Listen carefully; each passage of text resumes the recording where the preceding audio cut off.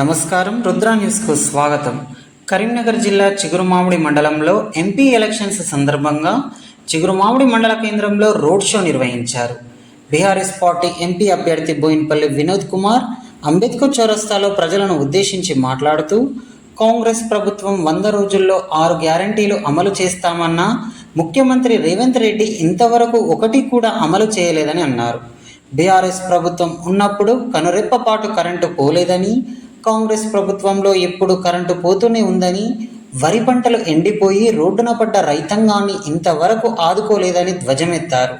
మండలాలలో ఒకప్పుడు పచ్చడి పంట పొలాలతో కలకలలాడేవని, ఇప్పుడు ఎండిపోయిన వరి పంటలు, మొక్కజొన్న పంటలతో రైతులు అన్నమో రామచంద్ర అని ఏడుస్తున్నారని అన్నారు. చెరువులలో నిండుగా నీళ్లు ఉండాలంటే, కెనాల్ కాలువలో ఎప్పుడు నీరు పారుతూనే ఉండాలంటే, పంట పొలాలు ఎప్పుడు పచ్చగా ఉండాలంటే, విద్యుత్ కనురెప్పపాటు పోకుండా ఉండాలంటే కారు గుర్తుపై మీ అమూల్యమైన ఓటు వేసి భారీ మెజార్టీతో గెలిపించాలని విజ్ఞప్తి చేశారు. ఈ కార్యక్రమంలో మాజీ ఎమ్మెల్యే వడతల సతీష్ కుమార్, మానకొండూరు మాజీ ఎమ్మెల్యే రసమై బాలకిషన్, ఎంపీపీ కొత్త వినితా శ్రీనివాసరెడ్డి, బీఆర్ఎస్ మండల అధ్యక్షులు మామిడి అంజయ్య, సహకార సంఘం చైర్మన్ వెంకట రమణారెడ్డి, మాజీ MPTC Akavaram Bhavani Sivaprasad, minority cell మండల అధ్యక్షులు సర్వర్ పాషా, బీఆర్ఎస్ నాయకులు, కార్యకర్తలు, అభిమానులు, మహిళలు అధిక సంఖ్యలో పాల్గొన్నారు.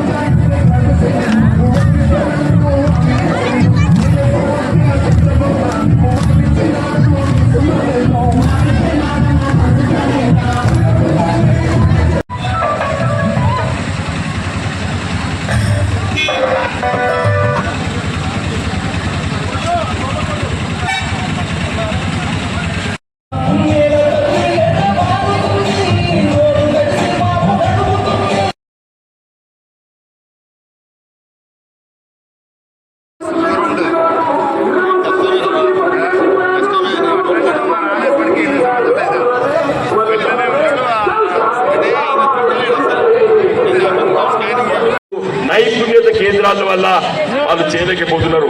అవన్నీ కూడా నేను పెట్టిస్తాను, మీకు నేను హామీ ఇస్తాను. 24 గంటలు మీతో ఉంటానని తెలియజేస్తూ సెలవు తీసుకుంటూ జై తెలంగాణ. నైపుణ్యత కేంద్రాల వల్ల వాళ్ళు చేయలేకపోతున్నారు. అవన్నీ కూడా నేను పెట్టిస్తాను, మీకు నేను హామీ ఇస్తాను. 24 గంటలు మీతో ఉంటానని తెలియజేస్తూ సెలవు తీసుకుంటూ జై తెలంగాణ అన్ని విషయాలు చెప్పిండు. ఈ ప్రభుత్వం మనం ఓడిపోలేదు, అబద్ధాలు చెప్పి సామాన్య ప్రజల ఓట్లు దండుకున్నాడు. ఇలా కళ్యాణి లక్ష్మి ₹1,00,000 మనం ఇచ్చినాం. ఆ కళ్యాణి లక్ష్మి ₹1,00,000 మీద తులం బంగారం పెడతా అన్నాడు. కొంతమంది అమాయకులైనటువంటి మన ఆడబిడ్డలు అయ్యో తులం బంగారం వస్తుందని అని చెప్పి చేయి గుర్తు గుద్దిండ్రు. అదే విధంగా మన సామాన్య రైతులు క్వింటాల్కి ఈరోజు 2,200 ధర ఉన్నది, దానికి 500 ఇవాళ కళ్యాణ లక్ష్మి ఇస్తాడా? మనం రాసిన పాత చెక్కులు మాత్రమే ఇప్పుడు పంచుతారు, కొత్త చెక్కులు ఒక్కటి రాయలేదు. ఏం చెప్తాడు ఈ రేవంత్ రెడ్డి? నేను ఇంతకుముందే వచ్చినప్పుడు చూసినా ప్రజలందరూ మోసపోవడానికి సిద్ధంగా ఉన్నారు, ప్రజలు మోసపోవడానికి సిద్ధంగా ఉన్నారు, నేను మోసం చేస్తా అంటాడు. ఇట్లాంటి ముఖ్యమంత్రి అయితే నీ ప్రపంచంలో చూడలేదు. ప్రజల్ని నేను మోసం చేస్తా అని చెప్పేంత ధైర్యం ఉన్నబ్బా రేవంత్ రెడ్డికి మాత్రం. అంత ధైర్యం ఉన్న ముఖ్యమంత్రిని ప్రపంచంలో ఏమైనా చూడలేదు. నేను మోసం చేస్తా అంటాడు, 15 ఆగస్టుకి ఇస్తా అంటాడు, 15 ఆగస్టుకి ఇస్తా అంటాడు. నేను చెప్తున్నా 16 ఆగస్టు నాడు ఏం చెప్తాడు చెప్పనా?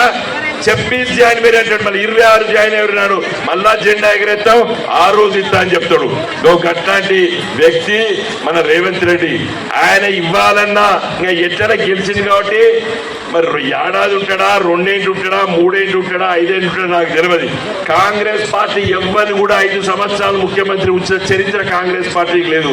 2 ఏళ్ళకు ఒక ముఖ్యమంత్రిని మార్చుతారు. మరి ఈ రేవంత్ రెడ్డి ఎప్పుడు మార్పు చెందుతాడో నాకు తెలియదు. ఏడాదికి పోతాడా, 2 ఏళ్ళకి పోతాడా, 3 ఏళ్ళకి పోతాడా, ఎప్పుడు పోతాడో తెలియదు. అయితే వాళ్ళు కొట్లాడుకొని ఉన్న ప్రభుత్వం పోతుందా, మళ్ళీ ఎన్నికలు వస్తాయా, మన సతీష్ ఎమ్మెల్యే అవుతాడో నాకు తెలియదు. సిరిసిల్ల మీదకెళ్ళి సిద్దిపేట మీదకెళ్ళి హైదరాబాద్ పోయే రైలు సిద్దిపేట దాకా వచ్చింది. ఎలా హైదరాబాదు నుండి మన ఏదైతే రాజీవ్ రహదారి ఉన్నదో అది గొప్ప జాతీయ రహదారిగా మార్చాలి అని చెప్పి కొట్లాడినాం. పార్లమెంట్ లో తెలంగాణ ప్రజల సమస్యల కోసం కొట్లాడినాం. మన గోదావరి నది పైన నీళ్ల కోసం, మన హక్కుల కోసం కొట్లాడినాం. కృష్ణా నదిలో మన హక్కుల కోసం కొట్లాడినాం. మనకు రావాల్సిన కరెంటు ఎంత రావాలే, మాకు ఎందుకు రాదు అని చెప్పి కొట్లాడినాము. ఎలా ఉత్పత్తి కేంద్రాలు, కరెంటు తయారు చేసే ఉత్పత్తి కేంద్రాలు ఎలా కట్టుకున్నాం. అందుకోసమే తెలంగాణ సామాన్య పేద ప్రజల కోసం ఢిల్లీలో కొట్లాడాలంటే, తెలంగాణ ప్రజల సమస్య కోసం పరిష్కారం కావాలంటే గులాబీ జెండా ఎంపీలు ఇలా ఢిల్లీలో ఉండాలి అని చెప్పినాం. ఆ విధంగా పనిచేస్తాం. దురదృష్టవశాత్తు 5 ఏళ్ల కింద నేను ఓడిపోయినా బండి సంజయ్ గారు మతం పేరిట ఏదో దేశానికి హాని కలుగుతుందని చెప్పి మోడీ గారి పేరు చెప్పి ఆయన గెలిచిండు. 5 ఏళ్లలో కరీంనగర్ ప్రజలకి ₹5 కూడా నువ్వు తీసుకురాలేదు. నేను ₹1,000 కోట్ల పనులు ప్రారంభించిన ఇలా అయితానాయి, కళ్ళకు అవపడతానాయి. నేను చెప్తే ఆయన ఏం చేసిండు, ఈ మధ్య ఊర్లలో ఎట్లొస్తుంది తెలంగాణ? ఢిల్లీలో 270 ఎంపీలు ఉంటేనే తెలంగాణ వస్తుంది కదా. తెలంగాణలో 17 మంది ఎంపీలు టీఆర్ఎస్ గెలిచినా ఎట్లొస్తుందని చెప్పి పెద్ద ప్రశ్న అడిగినట్టు అడిగినరు. మమ్మల్ని మనం అవమానపరిచి నీళ్లు ఇందుర్తి నుంచి అది కూడా మన నీళ్లు సైదాపూర్ తీసుకుపోవడం జరిగింది. ఇది వాస్తవమా కాదా? ఇది వాస్తవమా కాదా? మరి ఆ తర్వాత నీళ్లు కావాలంటే నీళ్ళంతా బ్రహ్మాండంగా వచ్చినాయా? ఎప్పుడైనా ఫోన్ చేస్తే వెంటనే మాట్లాడి మీరు మానేరు నుంచి నీళ్లు కావాలి అనగానే నీళ్ళు తీసుకొచ్చినాం. కాలువల నీళ్లు పోతలేవంటే స్వయాన నేను, నాతో పాటు ఉన్న నాయకులు, కార్యకర్తలు, సర్పంచ్లు, ఎంపీటీసీలు ఆ కారులో వెంబడి తిరిగి ప్రొక్లేన పెట్టుకొని కాలు సాగు చేసుకుంటూ నీళ్లు అందించడమా అంతే కారు గుర్తుకే బీఆర్ఎస్. గౌరవనీయులు భారత రాష్ట్ర సమితి ఎంపీ అభ్యర్థి బోయినపల్లి వినోద్ కుమార్ గారికి గెలిస్తే ఆ రాజ్యాంగానే మార్చేసి రిజర్వేషన్లు తీపిస్తారంట. అయ్యో దండం పెట్టారు, చచ్చిపోతామే అన్నో తీసేస్తాడు. రిజర్వేషన్లు ఉండద్దట, ఏ రిజర్వేషన్లు ఉండద్దు, అన్ని తీసేస్తాడట, అన్ని ఆయన చూసుకుంటాడట. మరి మీరు ఆలోచన చేసుకోండి. కాబట్టి దయచేసి అయినా కూడా మా వినోద్ అన్ననే కాబట్టి దయచేసి వినోద్ అన్నకు ఎక్కడికక్కడ ముచ్చట్లు పెట్టుకోరి. అమ్మా జై శ్రీరామ్ అనురి వినోద్ అన్నకు ఓటేయ్యి, జై కేసీఆర్ అనుండ్రి వినోద్ అన్నకు ఓటేయాలి. దయచేసి మీరు ఆలోచన చేయండి అమ్మా. ఇంత తిప్పల పడ్డం, ఇంతకాలం తిప్పల పడ్డం, ఇన్ని పనులు చేసుకున్నాం. దయచేసి మనం ఇప్పుడు మన పార్లమెంట్ లో ప్రశ్నించడానికి రావాలి. కొంతమంది ఏమంటారంటే ఆడ బీజేపీ వస్తే ఇక్కడ కాంగ్రెస్ ఉన్నది, నడమల ఈ వినోదాన్ని ఏం చేస్తారని అనుకుంటున్నారు. నడమల పార్టీ కార్యకర్తలకు, ప్రజలకు, పాత్రికేయులకు ప్రతి ఒక్కరికి కూడా నా హృదయపూర్వక నమస్కారాలు తెలియజేస్తూ మీరందరూ కూడా ఈ రోజు అందరికీ గెలిపియాలి. పార్లమెంట్ వస్తానే ఈ తెలంగాణ కొరకు, ఈ జిల్లా కొరకు ఏం మాట్లాడ అన్న మాట్లాడలే తప్ప ఏ ఎంపీ చూడాలి వరకు తెలంగాణ కొరకు మాట్లాడలే. మన ఎంపీ వినోద్ కొరకు మాట్లాడు కాబట్టి దయచేసి ఇప్పుడు జై తెలంగాణ మాట చెప్పి యూతులు రెచ్చగొడుతున్నారు కాబట్టి దయచేసి మా అక్క చెల్లెలందరూ